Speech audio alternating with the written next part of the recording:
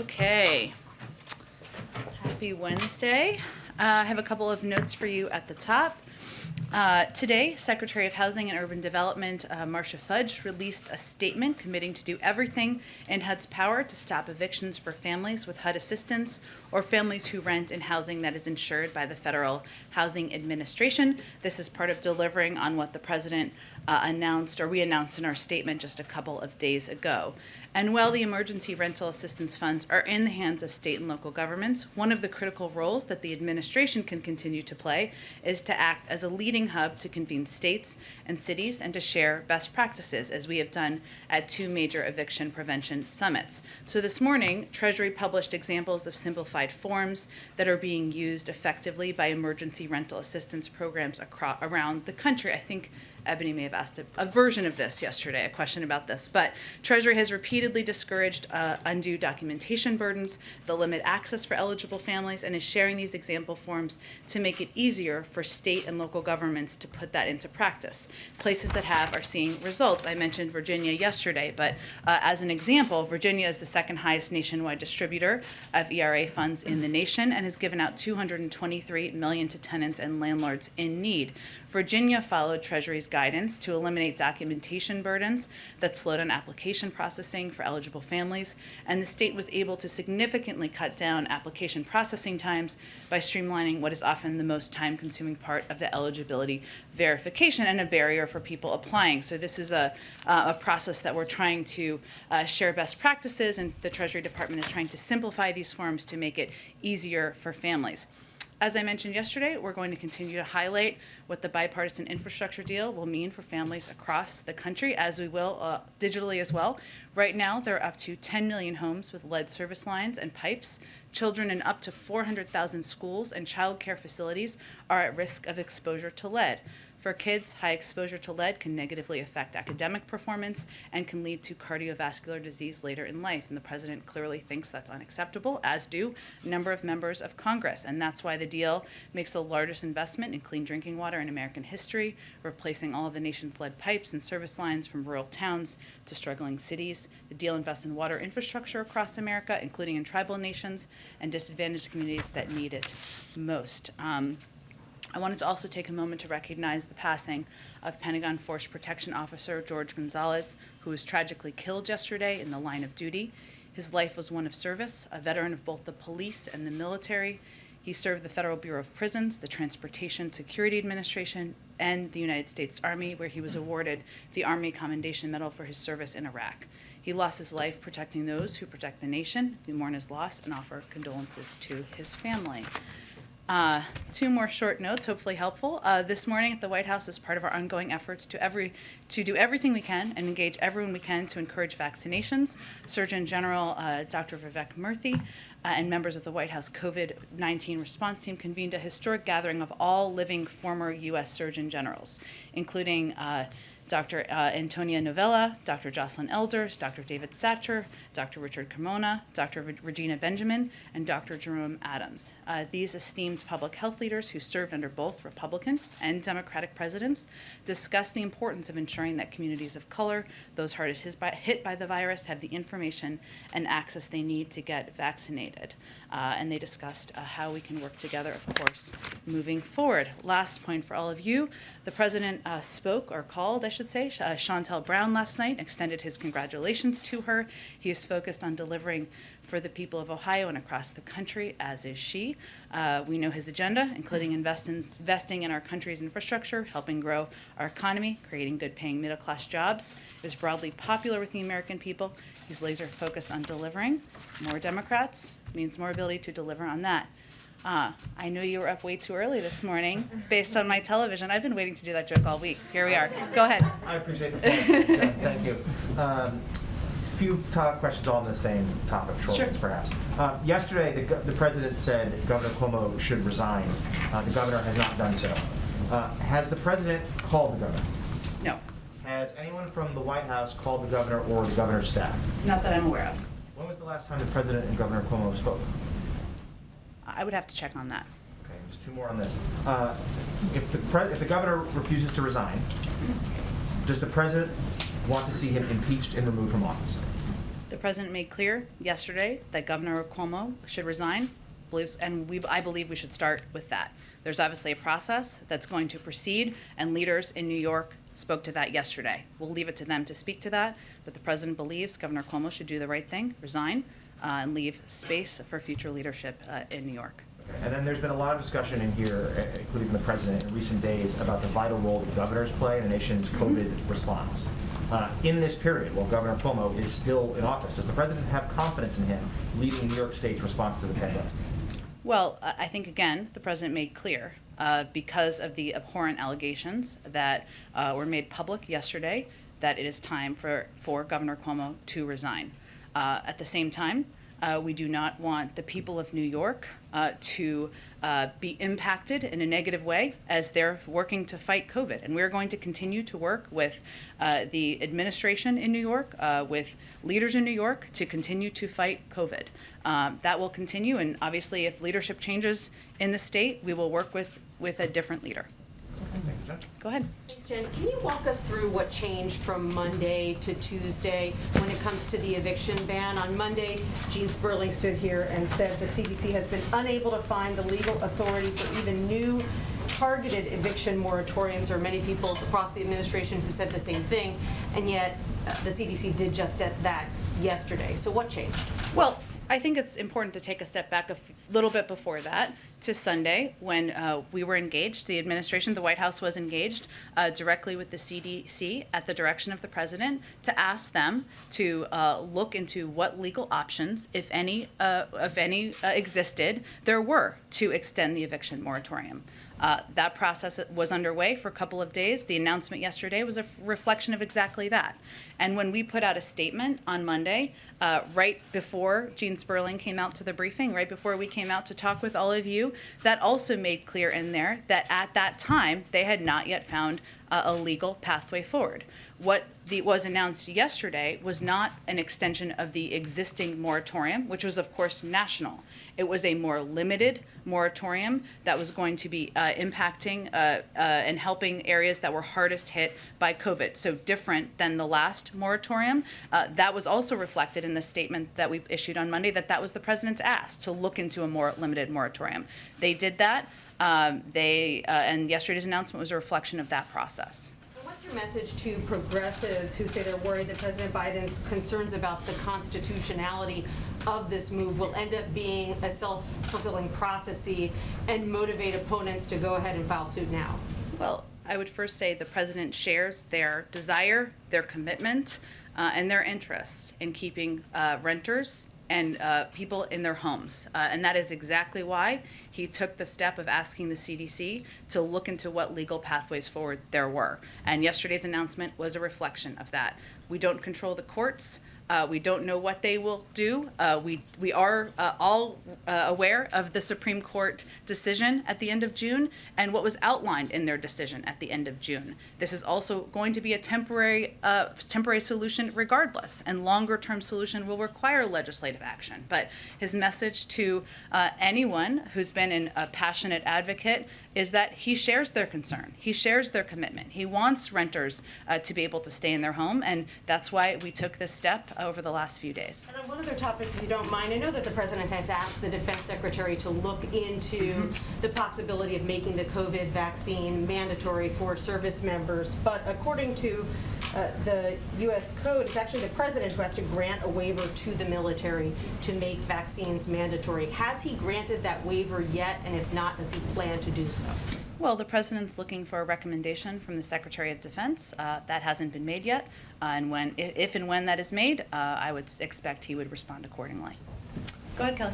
The earlier moratorium used the same legal justification that the new one is using, which in layman's terms is about preventing the spread of disease if you evict people at a time of pandemic.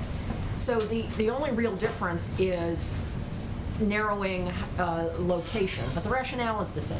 So after the president was clear that it wasn't legal, Gene Sperling was clear that it wasn't legal, is this a roll the dice and see if it gets challenged position from an administration that may be doing something it knows is not on legal standing?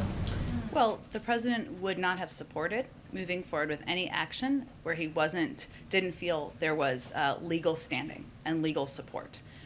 We obviously don't control what the courts do, and we have, of course, seen what the Supreme Court decided and how they ruled, which was not related to public health, as you well know, Kelly, and was related to the relationship between the landlord and the renter. But this is different in that it is more targeted. It is focused on counties with higher substantial case rates to protect renters, and CDC ultimately decided to adopt it. I would also note that the conditions have changed. The rise of the Delta variant, especially in communities where there are large numbers of unvaccinated individuals, where there are growing case numbers, is certainly something that has raised the alarm for us. It has raised the alarm for members of Congress, and it has certainly added to the need to take this additional step. We were in the event with Dr. Murthy earlier, and he talked about the likelihood that boosters would eventually be required. For Americans who are sort of taking it on themselves and trying to seek out a third shot, what is the administration's view of those who are trying to, self-boost, for lack of a better term? Well, I've never heard that term before, but it's interesting. Okay. I would say that what we've been conveying to officials around the country who have implemented this in some places is that this is not in alignment with the guidance of the public health officials, whether that is the CDC or the FDA. And we are certainly in touch with local officials on that matter and conveying exactly that. We also, at the same time, are prepared if the FDA decides that they are going to recommend a booster. That is why we ordered the number of doses we did order several months ago, because we are like Boy Scouts and Girl Scouts and always want to be prepared. So we are prepared for that, but it is not what the FDA and the CDC are recommending, and we are conveying that directly to officials. Thank you, Jen. There's been a major push here recently to protect tenants from being evicted right now. Why isn't more being done to help the landlords who are struggling to pay their bills because they're not being paid? Well, actually, the landlords can benefit from exactly the same emergency rental assistance that renters can benefit from. But right now, as we understand it, many states are not distributing that money. The Washington Post says that this measure could drive thousands of minor landlords to bankruptcy. Well, that's exactly why, and I'm happy to have you as a partner in this effort. We are trying to advocate for states, localities to get this money out. There's no reason it's not going out to landlords, to renters, no reason that people who are eligible are not benefiting. And we've seen a number of states, red states and blue states, do this very effectively. Texas is an example I used yesterday. Virginia is one I highlighted today. This is why we're doing as much of this outreach and engagement as we're doing, and simplifying forms, making it easier for people to understand. Okay. And then on immigration, it's been almost 4 months since the president told migrants, don't come, don't leave your town. Almost 2 months since the vice president went to Central America to say, do not come. But people are coming in record numbers. Does the president think his immigration plan is working? Well, the president continues to convey to anyone, as you've said, who wants to come to the United States, now is not the time to come. It is not the time to come and try to go through irregular migration. We want to have an effective process where you can apply for asylum, where you can apply for legal status. We have increased our investment in areas like the Central American Minors Program, allowing people to apply from within country so they are not making that dangerous trip. There's more that needs to be done. We've also instituted a number of additional steps recently, including expedited removals to move people out of the country more quickly. But we're still at work on and improving a process and improving a system that was very broken when we took office. So the message to migrants is the same, even though they are coming at 21-year high, 210,000 encounters at the border last month. And I would also note the number of people who were removed from the border, which is an important part of the context, which is almost half of that number. But he's saying don't come, and they're coming. Well, there are a number of factors, as you all know, that are happening in these countries, and we're working to address those as well. And the vice president is leading those efforts. We don't expect that to be a switch, but addressing root causes in these countries, corruption, economic downturn, people are fleeing a range of challenges, persecution. Those are issues we need to address at the same time. Go ahead. Sort of a housekeeping question. Sure.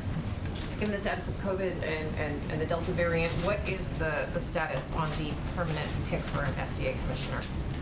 I don't have an update for you. Obviously, the president would love to have a permanent pick in place and wants to nominate the right person, but I don't have an update on the timeline for that. What's taking so long? He's not going to get it. He's not going to expedite it if he has not identified the right person to nominate quite yet. And on the Governor Cuomo issue, if this is potentially such a stain on the party, the president as the leader of this party, why not pick up the phone and ask him to resign at this point? I think the president was pretty clear publicly. He asked him to resign yesterday. No plans to call him, though? I don't have any, no plans to call him to preview, no.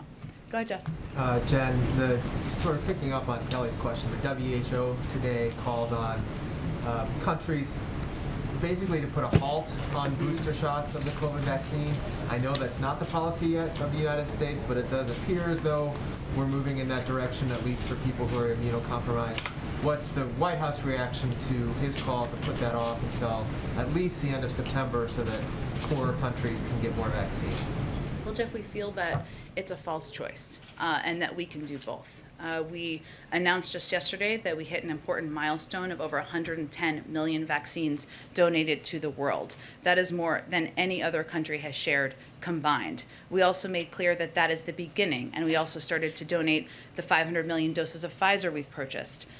We will start to donate those later this month. So we've taken action on the global level far more than any country around the world. We're asking the global community to also step up. We saw some action at the G7. More needs to happen. But we believe we can do both. We also, in this country, have enough supply to ensure that every American has access to a vaccine. We will have enough supply to ensure if the FDA decides that boosters are recommended for a portion of the population, to provide those as well. We believe we can do both, and we don't need to make that choice. All right. On a separate topic, is the White House tracking the case of the Belarus Olympian who was forced to go to the airport and then ended up going to Austria instead of back to her own country? And is the U.S. providing any assistance to her or anyone else on the Belarusian team? We are aware of the case. I would have to check if there's direct assistance. The State Department may be the best source for that, but I will check with them and see if there's anything to provide to all of you. Go ahead, Phil. Who inside the administration signed off on the legality of what the CDC proposed yesterday? Is that the CDC's lawyers, Justice Department? The CDC's lawyers, as well as our counsel's office. Yes, I'm not aware of the Department of Justice's engagement, but of course that might make sense. I would have to check on that. And then, the president alluded yesterday to, look, if this gets struck down in court, if nothing else, it buys time for the federal funds on the state level to be kicked out and dispersed. How much of that was a driving force behind the decision to move forward with this? That, look, we need to figure out some way to buy time as states figure this out. Let's just go ahead with this. Well, the president would not have supported moving forward if he did not support the legal justification. He is old school in that way. But I would tell you that regardless of what is decided by any court, if anything is decided by any court, this is not a permanent solution. It is extended through the beginning of October. And I think you've seen that recognition by a range of members of Congress and leaders and advocates who have been so passionately talking about the need to extend the eviction moratorium. It would require legislative action. The other piece of this that I know we keep talking about, but is really a solution here, and that's why we keep talking about it, is getting this money out to states and localities. This is really about money, right, and funding. And all of these states and localities have money to extend the moratorium in their states by a month or 2 months. There have been challenges that are understandable, including the fact that there's no federal infrastructure for distributing this money. The states are doing it on their own. There are challenges where even well-meaning landlords and others are trying to figure out how to accept applications. We're working through those challenges, but that is a solution for the short term, and that's why we've talked about it and why we've spent so much time investing in that as well. There's one more quick one. The president was very sharp with kind of his perspective on Republican governors who put specific potential public health options. It echoed something you'd said yesterday, a very sharp tone, either deal with it or move out of the way. Is that an intentional shift? What's driving kind of a very sharp tone in regards to these specific actions by Republican governors? Well, let me be also clear that, as the president said yesterday, the vast majority of leaders, and as I said too, continue to step up and do the right thing. People like Governor Hutchison have been traveling their state, hearing from their communities, and answering questions about the vaccine.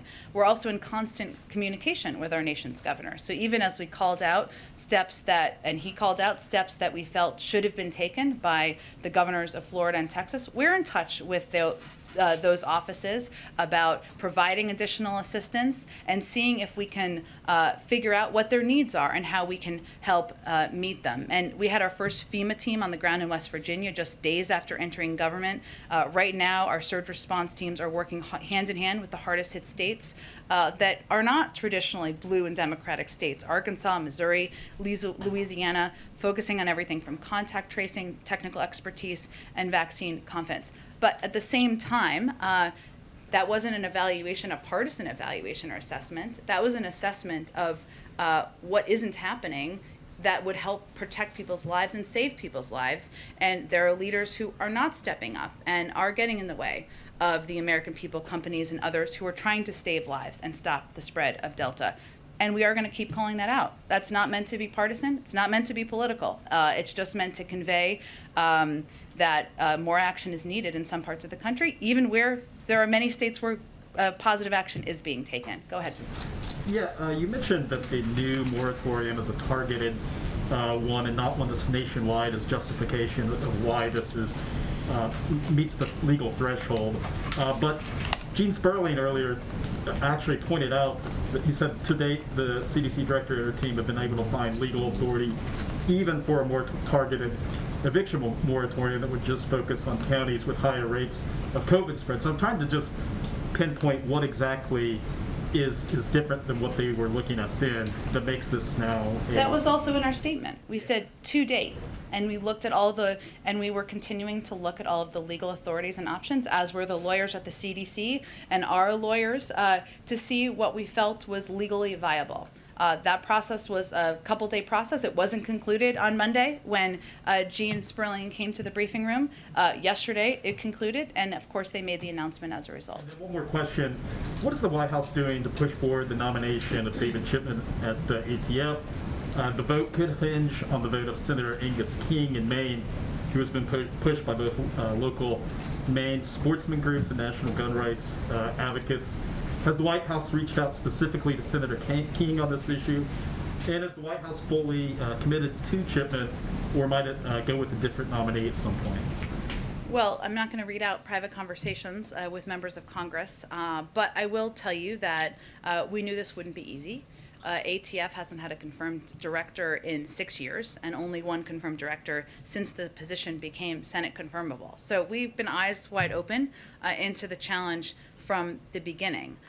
But we are disappointed by the fact that many Republicans are moving in lockstep to try to hold up his nomination and handcuff the chief federal law enforcement agency tasked with fighting gun crimes. It speaks volumes to their complete refusal to tackle the spiking crime we've seen over the last 18 months. This is someone who has 25 years in distinguished service to our country as an ATF agent.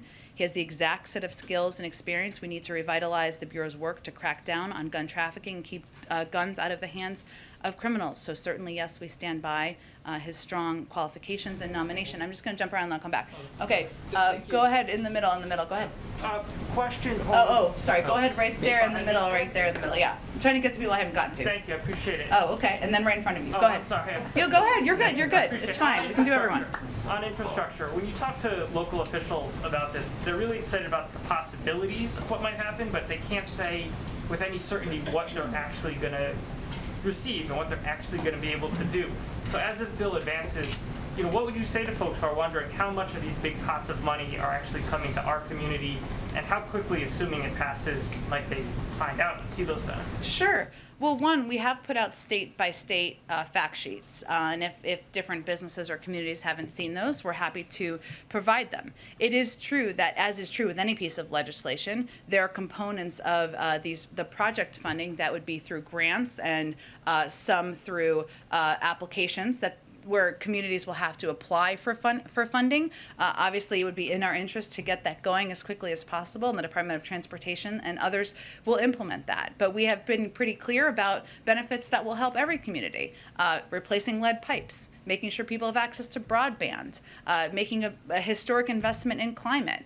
I know people are asking, and I think you're asking specifically about people who want to know if their specific bridge is going to be repaired. Some of that will be through grant funding. Some of it will be through funding that will be designated in the piece of in the bill. But it will of course take a little bit of time to implement. But we'll be eager to get that done as quickly as the bill is signed into law. Go ahead. So, two questions. One about gun violence, and you just alluded to efforts to combat gun violence. The White House has recently touted these strike forces that are going into a few cities to help combat that. Are there any plans to expand that? Kansas City, for example, has had 91 homicides this year, most of them gun-related. And how do these DOJ efforts differ from the ones that were going on in the Trump administration when there was a lot of ballyhooed effort about going into cities to fight crime? Well, I'm not as familiar, nor can I speak to the Trump administration efforts. What I can tell you is that the Department of Justice identified these 5 or 6 cities where our officials from our team who are experts could work in lockstep to help crack down on gun trafficking and preventing guns from getting into the hands of people who shouldn't have them. And we will see. It's early stages of the process. We will see what the success looks like. We're quite hopeful. In terms of whether they have intention or plans to expand, I would point you to the Department of Justice and see what they have to say about that. On evictions is, what role did Congresswoman Bush's protests play? A number of Democratic leaders were giving her a lot of credit for raising the issue. I know the Vice President spoke to her Monday. What role did that play in the ultimate decision of the White House to move forward with the new order? Well, I don't think anyone could hear Congresswoman Bush's own personal story and experience and see her advocacy and her passion and not be moved by that. I know a number of members of Congress were moved by that as well. What I will tell you is that the president had a number of calls with Speaker Pelosi over the weekend. Her advocacy, her commitment to looking to see, kicking every tire, just to go back to the analogy of yesterday, to see what was possible is something that was certainly impactful and influential with the president. But I would just reiterate that the president called for the extension of the moratorium back in January. CDC extended it 3 times. We also have spoken to this over the course of the past several months, and we've been in close touch with a range of members of Congress. So absolutely, the passion, the advocacy of a number of members is something that I think everybody watched closely, but I think it's important to note that we all shared the same objective and have from the beginning. Go ahead. Thank you, Jen. Thank you. Thank you. It's been a while, so I'm hoping to ask you 2 questions, if that's all right. First about the coronavirus pandemic, and then about a follow-up to Governor Cuomo, the report on him. On COVID-19, former President Trump has called for China to pay the United States more than $10 trillion in reparations as a result of letting the coronavirus escape Wuhan and infect other countries, causing, of course, 600,000 American deaths and economic devastation. President Biden hasn't called for reparations from China. Does he support them? Does he think that China should pay us financially for what it has allowed to spread? Our policy hasn't changed.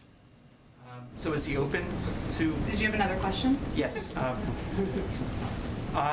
In a follow-up to the report on Governor Cuomo's sexual harassment, a lot of men in politics have been accused of sexual harassment. President Biden was accused by female Secret Service agents of skinny dipping in front of them, offending them, according to former Washington Post reporter Ronald Kessler, who's an author as well. His former Senate aide Tara Reid accused him of sexual assault. The Washington Post and the New York Times have published multiple accounts of women who objected to the way President Biden touched them. Should there be an independent investigation of allegations into the president, as there was into Governor Cuomo? Well, first I would say the president has been clear and outspoken about the importance of women being respected and having their voices heard and being allowed to tell their stories and people treating them with respect. That has long been his policy, continues to be his policy. That was heavily litigated during the campaign. I understand you're eager to come back to it, but I don't have anything further other than to repeat that he has called for the governor to resign. Go ahead. If and when the Senate passes the bipartisan infrastructure deal, would President Biden like to see the House come immediately back into session, or is he okay waiting until the recess ends at the beginning of next month? He certainly is going to be guided and be talking regularly with Speaker Pelosi about what she recommends and what she thinks the best path forward looks like. And you guys have said you guys are not going to return to lockdowns. Now, is that based just on current COVID conditions, or Dr. Fauci today in an interview warned that he is worried about a potentially worse variant that could more affect vaccinated people? So is the guidance on lockdowns just based on current conditions, or is that just and could change, or is it forever more? Are there not going to be lockdowns? Well, I think Dr. Fauci and Dr. Collins have both spoken to this in recent days, and what they have conveyed and what it's based on is the fact that we have made a significant amount of progress in the past 6 months, even as we are fighting the Delta variant, the most transmissible variant we have seen. And that includes 70% of the American people getting their first shot, more than 162 million Americans at this point. That's progress. That ensures that a lot of communities are going to have a great deal of protection, and we're in a different place than we were when there was the period of lockdown. So it's a reflection of that. Go ahead, Katie. Thanks. The president sort of dismissed a question yesterday about whether he would call Governor DeSantis to discuss the situation on the ground in Florida. Does he feel that there is no point in personally reaching out to leaders in Texas and Florida? Well, I think just to give you an understanding of how this works, our team, led by COVID coordinator Jeff Zients, is in touch with all of the governors, and we are working closely with the Florida public health officials and the governor's team to see if we can send a team down there to help address their needs. So that is ongoing. It doesn't mean we aren't going to call out when we think there's more steps that can be taken, but that's an ongoing process, and we're hopeful about making progress there moving forward. Okay, and the president had a meeting earlier today about preventing future pandemics. Can you give us a readout on what he heard or discussed, and what's the administration learning about that issue? Well, I think the president's view is that even as we're fighting the pandemic and we're continuing to fight it, we need to do everything we can to prepare for future pandemics. That means making sure we have the funding we need, and we're headed toward a historic number in this infrastructure bill on that front, but also making sure that he engages with our nation's top scientists and experts, and Dr. Lander is certainly one of them, about how we should prepare, how we should think about preparing. So it is part of an ongoing discussion and ongoing focus that we can't keep our eye off of that even as we're fighting the current pandemic. Does the president feel strongly that that funding should be preserved in the reconciliation package? He feels confident there's going to be a historic amount of funding in the reconciliation package, and is pleased to see that. Afghanistan. Go ahead.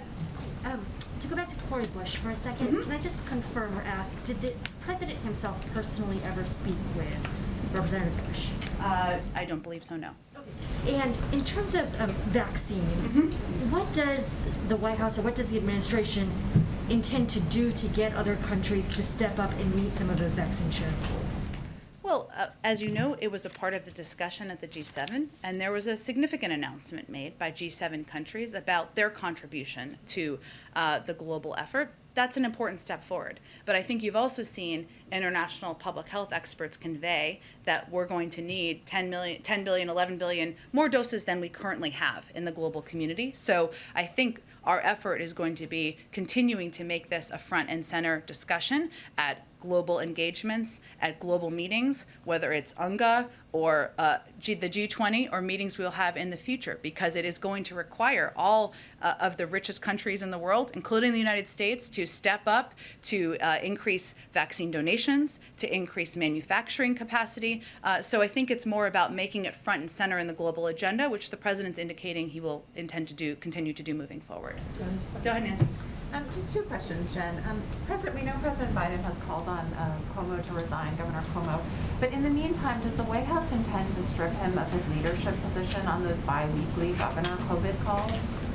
I'm not sure when the next one is scheduled, but again, I would convey that our objective is not to hurt the people of New York in the fight against COVID. If he is no longer the governor of New York, which is certainly what the president made clear of is his preference, then we will engage with other people. But we are not going to take steps to hurt the people of New York in the fight against COVID. And just second question, should renters be prepared for the eviction moratorium to end for good on October 3rd? What is the White House's thinking on that? Well, I think it really depends on whether there's legislative action or not. Go ahead.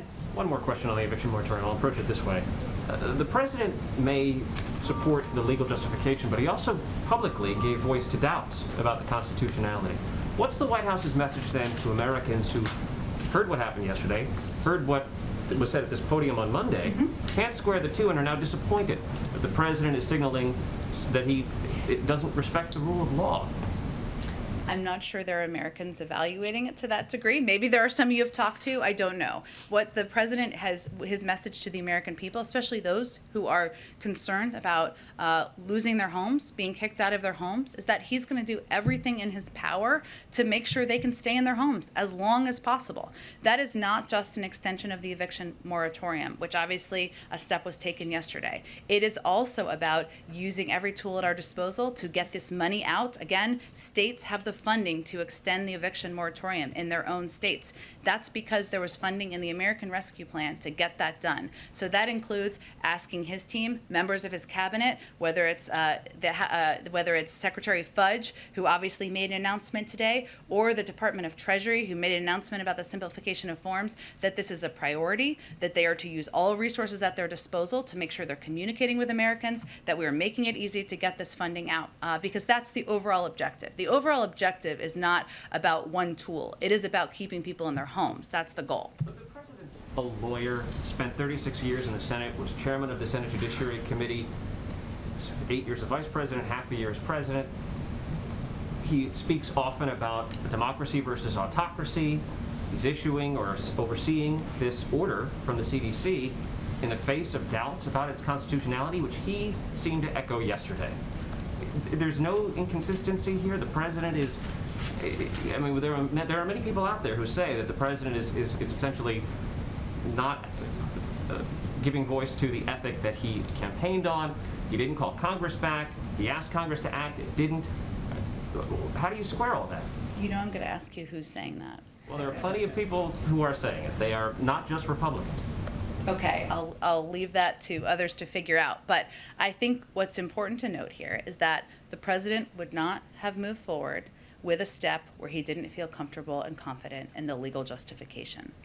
It is also a reality that there are legal steps that have been taken by the Supreme Court in the last few months. And we have spoken to that publicly. We're not going to hide from that. But he asked the CDC and his legal experts to look at what is possible. This is a narrow, targeted moratorium that is different from the national moratorium. It's not an extension of that. It's a different moratorium from a policy and legal standpoint. So he felt comfortable in the justification and the legal approach to this effort. A quick follow-up on that, Jen? Go ahead. Thank you. You mentioned that the president is old school, and Steve noted that the president spent a significant amount of time in the Senate and is also a lawyer. What was the moment that the president became certain that he was on solid legal standing to move forward with this extension? And what was the argument, specific legal argument, that won out and changed his mind? Because yesterday he seemed to be weighing the two options. Well, again, as I've been discussing, the justification from the legal team is that this is a different moratorium. It's narrow. It's targeted at the areas highest impacted. It is not an extension of the national moratorium that was struck down just 6 weeks ago. So is the sense here that, you know, this is temporary? It's still an open question about the constitutionality, but it is temporary. It was extended until October 3rd. So it's still a question of whether or not this is constitutional, but it's worth it? I didn't say that. He would not have advocated for and supported moving forward with something if he was not comfortable with the legal justification. Let me just go around. Go ahead to the middle here. Yeah, thanks, Jen. Two quick questions. First, I was hoping you could preview a little bit the president's meeting tomorrow with AAPI leaders. I'm just curious what they'll be discussing and why you just invite them to the White House. Absolutely. Well, I should have more of a preview for you, but I will tell you that the president looks forward to meeting with leaders of the AAPI community tomorrow. They will discuss a range of topics, including, of course, economic investment, the fight against COVID, voting rights, which is certainly an issue that is of great importance to a range of communities who have been quite active on this issue, and obviously continuing discrimination that members of the AAPI community experience. We've also proud of the number of nominees from the AAPI community that we have put forward for a range of important jobs in the administration, but those are some of the topics on his agenda, and I'm sure they'll come ready with a number of topics they also want to discuss. Quickly, just on COVID. Yeah. The president yesterday was asked whether he thinks more cities and states should follow New York City's lead and institute rules, essentially requiring people to have been vaccinated to go to restaurants and stuff like that. And he said, I do, but then he later seemed to suggest maybe you should fall more on those businesses. I was just hoping you could clarify, does the president, would he urge, cities and states to follow New York City's lead, or does he feel that it's more sort of a private sector matter where businesses should be the ones, taking the lead on this type of thing? Well, both. I mean, there are steps that are going to be taken by localities. There will be steps taken by businesses. The president supports local efforts to keep communities safe. They're going to be different from community to community. And our view is that any verification program should meet a few standards. Accessibility. It needs to be free and available in paper and digital formats, should be secure and private, non-discriminatory, given equity is at the center of our agenda. But we know we will see more local communities do more and more things in this space, including verification and employee mandates that will incentivize vaccinations, and we're encouraged and supportive of innovative steps at the local level. I just want to jump around. Go ahead to the back. Yeah, go ahead. Thank you. I'll go after. Go ahead. Okay. Yeah, go ahead. I have two questions. One on Quad. Early this year, during the virtual summit, Quad countries decided on vaccine production. Has the president set a deadline or timeline for when these vaccines will be produced for the rest of the world? I don't believe there's a deadline that has been set. It's a good question. Let me see if there's anything more specific. Obviously, working with the Quad on COVID vaccines is an important part of our, let me see. Okay. Thank you for the question, because I was like, I know something more on this.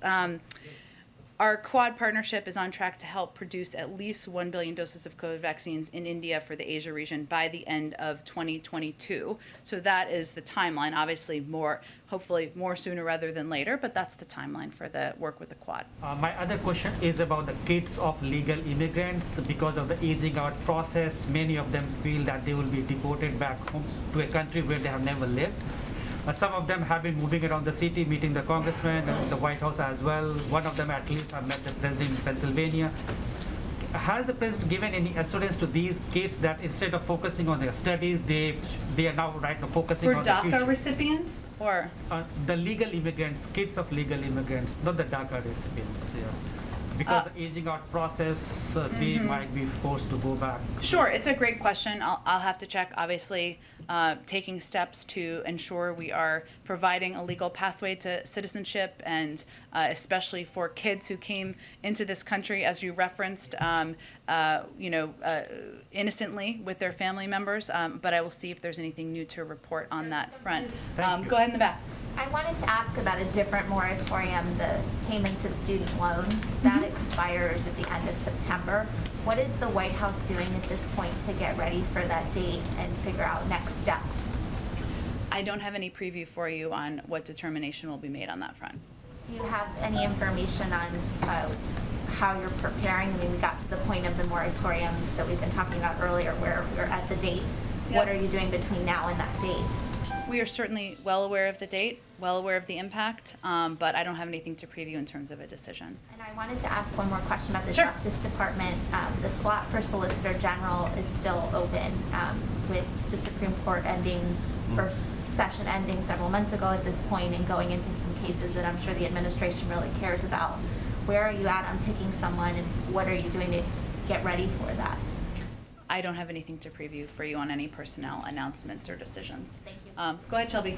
Thanks. I wanted to ask about a Harris poll released this week that indicates the majority of Americans believe the worst of the pandemic is still ahead. And this is a big change from a few weeks ago. And so this is despite, as you said, 70% of Americans being vaccinated and CDC data showing that the vaccine is protecting vaccinated Americans from serious illness. So why is the American public so panicked? And is the White House concerned at all that it's fueled this dramatic shift in public sentiment? That we have fueled it? Yeah, through, returning the mask recommendations for vaccinated Americans. Is it concerned at all? What can it point to as a reason for I haven't Americans? taken a close look at this poll. What I will tell you is that a poll before this, I believe a CBS poll, showed that more vaccinated Americans were concerned about the rise of Delta than unvaccinated. So that was even prior to the mask guidance being put in place. And certainly, as people see, the rising cases in certain communities, unvaccinated communities, of course that's concerning. We understand that. But we also believe that it is our responsibility to provide accurate public health information and also make clear to people the impact of being vaccinated and the fact that the vaccines are doing exactly what they should do, which is protect the vast majority of people from serious illness and hospitalization. But yes, we know that it is a challenge, and fighting a pandemic and communicating about it is a challenge. But certainly that's why we do as many briefings as we do, why we come out here every day as we do, and why we'll continue to allow our public health guidance to be in the lead. Go ahead. Yeah, on infrastructure, the House Speaker is still saying that the reconciliation bill and the infrastructure bill should be connected. Which bill would the president like to see on his desk first, the bipartisan infrastructure bill or the reconciliation bill? The president looks forward to signing both into law, and he's eager to do that. We've certainly made progress, and I'll also note that on the reconciliation package, which I know we haven't talked about a lot because the infrastructure bill has been front and center, but in the meantime, behind the scenes, which is, by the way, where most of the work happens in places like the White House, our legislative affairs team has had over 375 meetings and calls with members and senior congressional staff about just the reconciliation package. But there's no preference from the president whether he wants to see the reconciliation first, or he's going to stay in close coordination and rely on the guidance and leadership of Leader Schumer and Speaker Pelosi. How does as the leader of the Democratic Party, how does he get House Speaker Pelosi on the same page that they're not connected?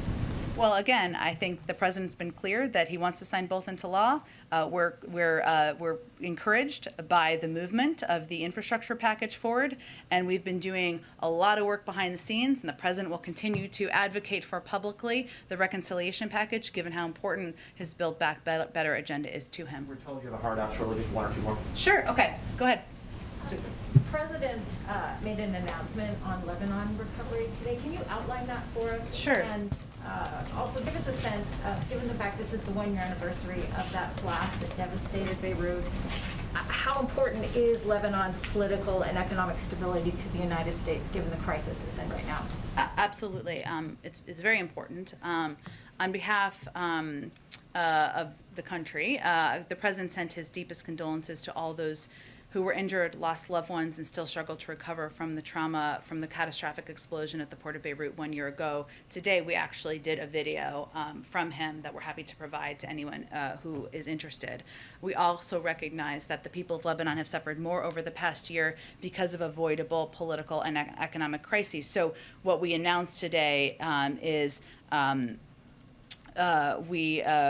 nearly $100 million in new humanitarian assistance. That is on top of the almost $560 million in humanitarian aid that we have provided to Lebanon over the last 2 years. We recognize the important role Lebanon has played in the region, as you referenced, and also their role in hosting over 1 million Syrian refugees for a number of years. And we're quite proud of our longstanding support for the Lebanese people. And the president urges his fellow leaders in capitals around the world to also step up their support for the Lebanese people. No amount of outside assistance, of course, will be enough to repair the pain from the blast just last year. Okay, Nikki, go ahead. Great. Are there any plans for the president to hold a press conference before he goes to the beach? I expect he might take some questions at some point, but no plans for a formal press conference. We've got a lot going on here, as you all know. And then also, any chance that Team USA might be visiting post-Olympics? I hope so. They're invited. I'm inviting them here to my house, anywhere you want to come. I hope so. I have nothing I don't have anything on the schedule, but certainly that's a tradition, and the president is probably as obsessed with the Olympics as I am, if not more, so I expect that there will be an invitation at some point. I think we have to wrap it up to thank you, everyone. Have a great day. See you tomorrow.